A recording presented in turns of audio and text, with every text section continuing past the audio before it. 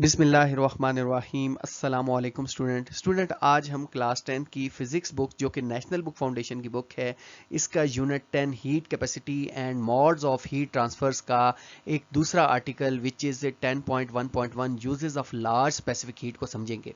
Student ये lecture series में हमारे पास लेक्चर नंबर 2 है। इससे पीछे हमने लेक्चर 1 में हीट कैपेसिटी को डिटेल में समझा कि ये क्या है। तो आज हम इंशाल्लाह यूजेस ऑफ या application of large specific heat क्या है हमारे पास, इसको हम समझेंगे डिटेल में।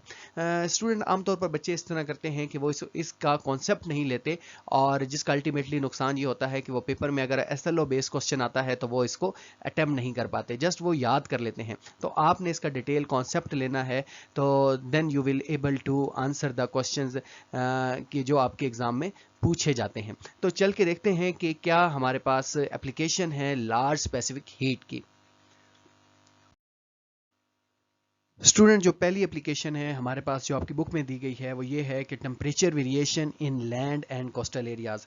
तो इसको हम समझते हैं सबसे पहले क्वेश्चन से कि एक क्वेश्चन है जो आपकी चैप्टर के अंदर चैप्टर ओपनर के नाम से है कि why does a person enjoy comparatively cooler weather near a sea at a day compare to the land areas. यानी इसमें ये कहा जा रहा है कि एक पर्सन है, जिस तरह के आप यहाँ फिगर में भी देख सकते हैं, तो ये अगर कोस्टल एरियाज में है तो इसको ज़्यादा कूलनेस फील होगी, ज़्यादा ठंड महसूस होगी। लेकिन अगर यही पर्सन किसी लैंड एरियाज में चला जाता है तो इसको ज़्यादा गर्मी महसूस होगी दिन के वक्त। तो ऐसा क्यों होता है, इसी क्वेश्चन का आंसर अब हम अपने इस वीडियो लेक्चर में तलाश करते हैं। और इसका पहला जो आर्टिकल है कि जो टेम्परेचर वेरिएशन है उसमें समझते हैं कि जो टेम्परेचर वेरिएशन है लैंड एरियाज में और कोस्टल एरियाज में वो वेरिएशन क्यों है, वो फ़र्क क्यों है। लैंड एरियाज में टेम्परेचर और होता है और कोस्टल एरियाज में टेम्परेचर और होता है। तो ये फ़र्क क्यों है इसी को हम समझते हैं। स्टूडेंट इसके लिए हमने यहाँ एक, जिस तरह की आपको यहाँ फिगर नज़र आ रही है, यहाँ दो हमारे पास बाउल हैं। एक बाउल के अंदर हमने रेत डाली है और एक बाउल के अंदर हमने जो है वो वाटर जो है वो डाला हुआ है। तो ये आल्दो के बोथ हैव सेम मैसेज, इन दोनों का जो मैस है, यानी सपोज आप करें कि ये भी 1 kg है, ये भी 1 kg है। ये बड़ी इंपॉर्टेंट चीज़ है कि आपको ये इल्म होना चाहिए कि जो वाटर की स्पेसिफिक हीट है वो 4200 जाउल पर kg केल्विन है और जो सैंड की स्पेसिफिक हीट है वो 800 जाउल पर kg केल्विन है। इस बात का क्या मतलब है, इस बात का ये मतलब है कि जब आप इसको इतने जाउल की एनर्जी देंगे, इतने जाउल की हीट देंगे, 4200 जाउल की हीट देंगे, अगर ये 1 kg है तब इसका जो टेम्परेचर है वो 1 केल्विन राइज होगा। और इसको 800 जाउल की हीट देंगे तब इसका टेम्परेचर 1 केल्विन राइज होगा। इसको हम अपने इस टेबल से भी समझ सकते हैं। जिस तरह यहाँ मैंने एक टेबल लिखा है कि अगर लेट्स सपोज अभी सूरज निकला है और अभी इन दोनों को जो हीट मिली है, हमने जब टाइम स्टार्ट किया है तो 500 जाउल की हीट इसको भी मिली है और इसको भी मिली है और दोनों का टेम्परेचर जो है वो 25 सेल्सियस है, सैंड का भी और वाटर का भी। अब जो जो सूरज ऊपर आएगा, आप इमेजिन करें कि सूरज ऊपर आ रहा है तो हीट ज़्यादा मिल रही है, थोड़ी देर बाद इन दोनों को जो हीट मिलेगी वो 800 जाउल की हीट मिलेगी। अब 800 जाउल की हीट जब मिलेगी तो सैंड का जो टेम्परेचर है वो 1 सेल्सियस या 1 केल्विन राइज हो जाएगा। मैंने यहाँ सेल्सियस में लिखा है, ये कॉन्सेप्ट समझने के लिए केल्विन में भी लिख सकते हैं, सेल्सियस में भी लिख सकते हैं। वैसे एसआई में जब हम जाएंगे तो we should write in kelvin, तब हमें केल्विन में ही लिखना है। जस्ट यहाँ हम कॉन्सेप्ट समझ रहे हैं तो हमने इसको 26 सेल्सियस लिख दिया तो इट्स ओके। अब 800 जाउल अभी हमने कहा है कि सन की वजह से इनको, इन दोनों को 800 जाउल की हीट जो है वो ट्रांसफर हो चुकी है।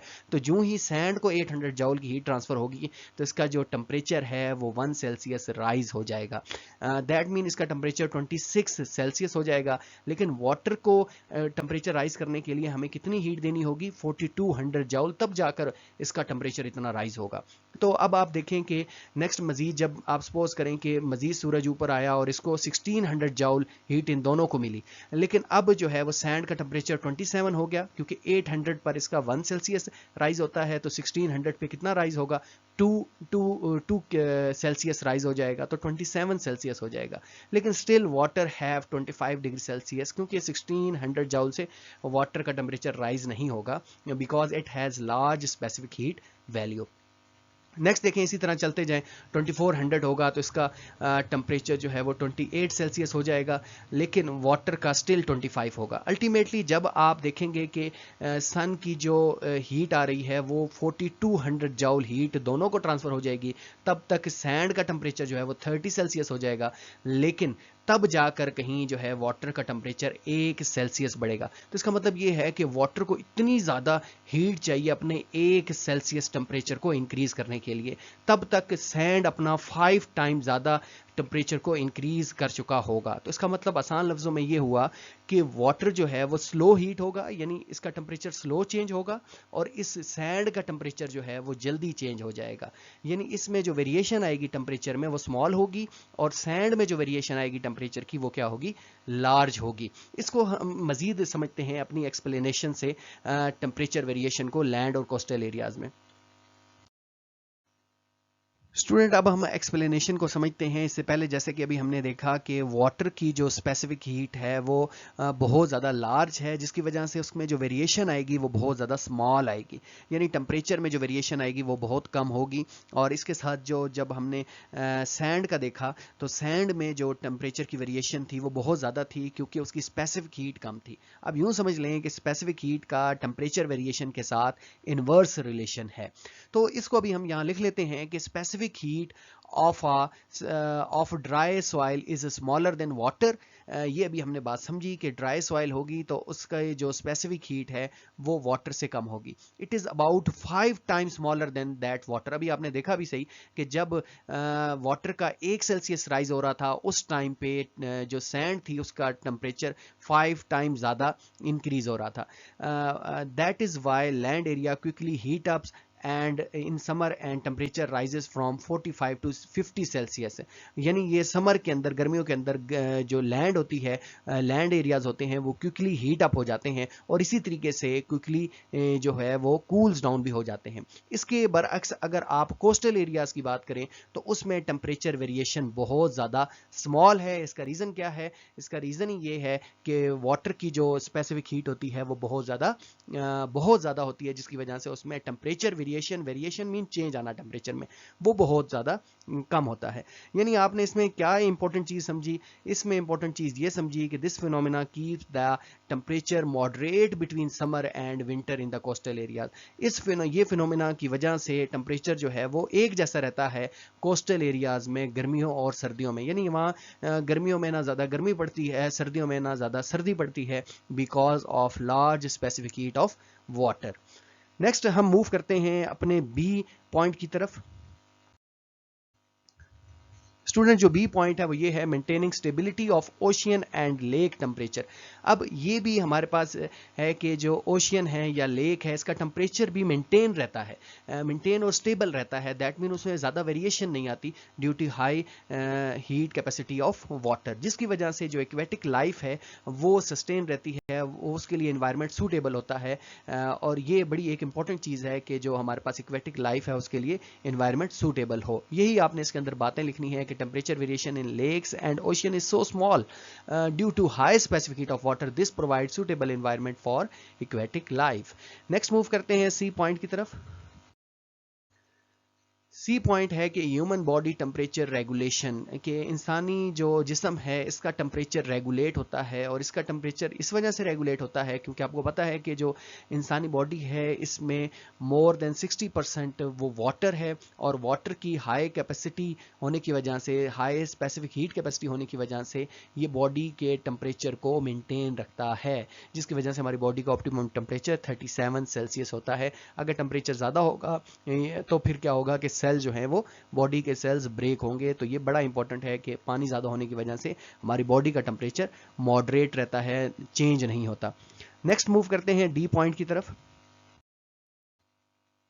नेक्स्ट स्टूडेंट, हमारे पास जो डी पॉइंट है, cooling system and heat exchanger. तो कूलिंग सिस्टम जो आप देखते हैं गाड़ियों के अंदर रेडिएटर लगा होता है, उसमें हम वाटर को एज ए कूलेंट के तौर पर यूज़ करते हैं। और वो कूलेंट क्या करता है, वाटर क्या करता है, वहाँ इंजन की हीट जो है उसको मैक्सिमम एब्जॉर्ब करता है, क्योंकि वाटर की हाई स्पेसिफिक हीट कैपेसिटी है, यानी ये मैक्सिमम अमाउंट की हीट अपने अंदर एब्जॉर्ब करने की सलाहियत रखता है और अपना टेम्परेचर इतना ज़्यादा चेंज नहीं करेगा। इसी वजह से हम इसको कूलेंट के तौर पर यूज़ करते हैं ऑटोमोबाइल्स के अंदर। ना सिर्फ ऑटोमोबाइल्स के अंदर बल्कि आप इसको पावर प्लांट के अंदर भी यूज करते हैं। इसका पर्पस यही है कि water takes large amount of excess heat from machine and effectively transfer heat using the heat exchanger.